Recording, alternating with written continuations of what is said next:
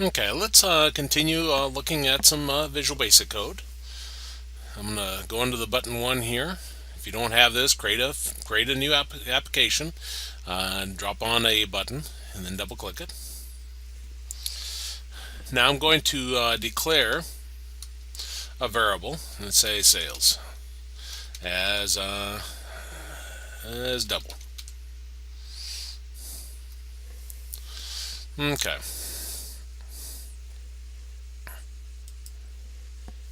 The idea here is that variables oftentimes work the same as the human mind, if you want to think of it that way.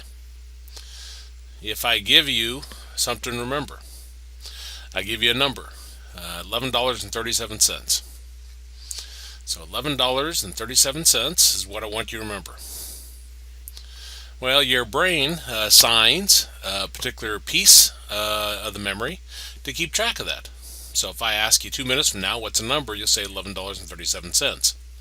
So it assigns a memory space.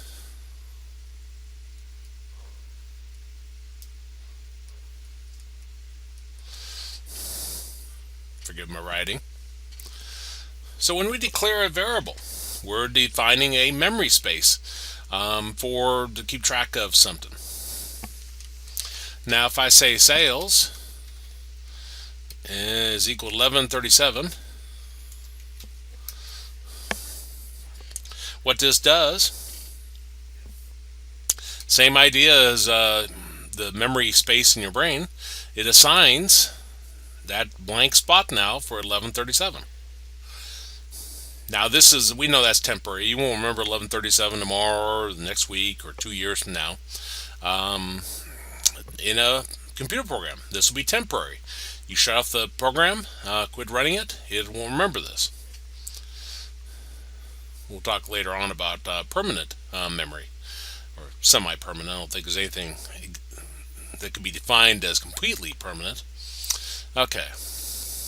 Now over here then, if I change this, sales is equal to sales, and I do some kind of operation, plus $10. This equals, you see right here, this is the assignment. You don't want to think this is equals. This does not say sales is equal to sales plus 10. In algebra, if we had that, sales is equal to sales plus 10. If we think of this as the equals, I would take this variable here, move it over this side, and I'd have sales minus sales is equal to 10. And sales minus sales would give us 0, and we end up with 0 is equal to 10. That's not the way it works. If I got sales is equal to sales plus 10, what it does is it works with the right side first. So it goes and retrieves the value of sales, which was 1137. It adds 10 to that, so that would give us 2137. It then assigns this is what this equals does, then assigns this to this memory location, sales. There's a lot more to that concept than what I'm saying, but you get the idea.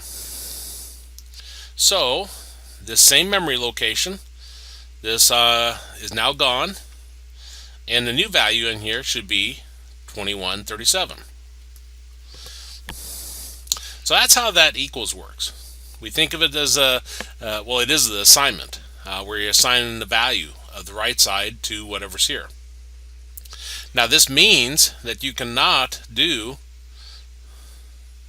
sales plus $10 is equal to sales. Remember in algebra, when you got an equals here, it's commutative. You can flip them around like that. You cannot do that. Here you have to have a single variable you're assigning it to. So you can't have a calculation on this side. So let's run this. Put a message box in here. And I'll print out the value of sales.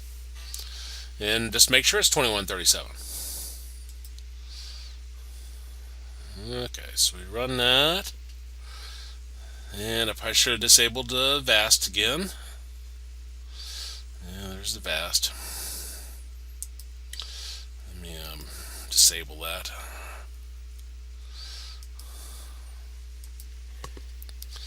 Okay. Now if I click button 1, 2137, which is what we would expect. Now you can have quite a complex operation on this right side. So you can have this as complex as need be for that particular problem. But again, you just have a single variable on the left side. That's the assignment.